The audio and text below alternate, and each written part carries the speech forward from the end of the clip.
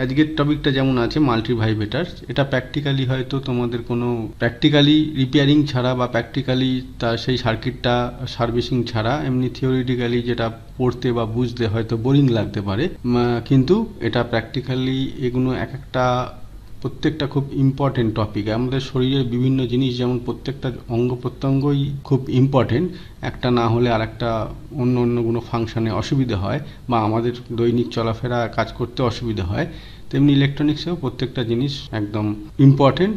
প্রতিটা জিনিসই আমাদের বুঝতে হবে, জানতে হবে, শিখতে হবে। তো বোরিং লাগুক আর না লাগুক, ভালো লাগুক আর না লাগুক, আমরা টোটাল জিনিসটা নিয়েই এগোবো। তো আজকে যেটা করব সেটা হচ্ছে মাল্টি ভাইব্রেটার্স। মাল্টি ভাইব্রেটার্সটা কি না, this device are made for pulse generating, storing and counting circuits.